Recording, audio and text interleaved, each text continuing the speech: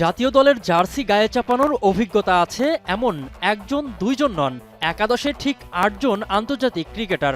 কাগজে কলমে এই দলের নাম দেওয়া হয়েছিল বাংলাদেশ এ দল, কিন্তু মাঠে যেটা দেখা গেল তা কোনো ক্রিকেট দলের লড়াই ছিল না, ছিল চরম দায়িত্বহীনতা আর অপেশাদারিত্বের এক করুণ প্রদর্শনী। দক্ষিণ আফ্রিকা এ দলের কাছে ইনিংস ও ৪১৩ রানের হার, এটাকে আর যাই হোক ক্রিকেট ম্যাচ বলা চলে না। নবীনদের কাঁধে দায় চাপিয়ে পার পাওয়ার বিন্দুমাত্র সুযোগ নেই এই ম্যাচে, কারণ একাদশের ৮ জন সদস্যের আন্তর্জাতিক ক্রিকেটের ঝুলিতে রয়েছে ২২৮ ম্যাচের অভিজ্ঞতা।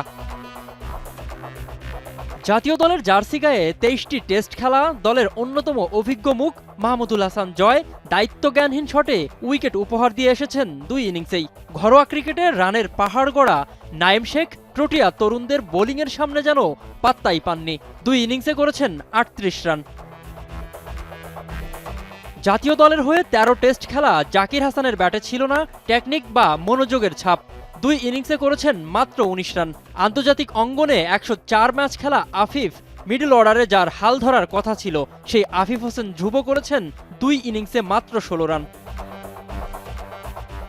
জাতীয় দলের জার্সি গায়ে চাপানো শাহাদাত কিংবা হাসান মুরাদ উইকেটে থিতু হতে পারেননি কেউই। নাইম হাসান কিংবা উইকেট কিপার মাহমুদুল হাসান অঙ্কনদের ভবিষ্যতের কাণ্ডারি ভাবা হলেও এই টেস্টে যা করেছেন তাতে হতাশ ক্রিকেট ভক্তরা।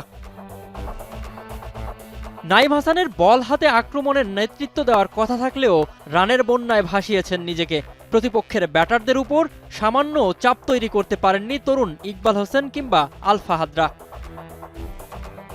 আন্তর্জাতিক অঙ্গনে মাত্র ৩৬ ম্যাচের অভিজ্ঞতা নিয়ে সাজানো প্রোটিয়াদের বিপক্ষে বাংলাদেশের এমন পরাজয় এক অপার লজ্জার কালি মাখিয়ে গেল এই টেস্ট ম্যাচে। মিনারুল ইসলাম, এখন।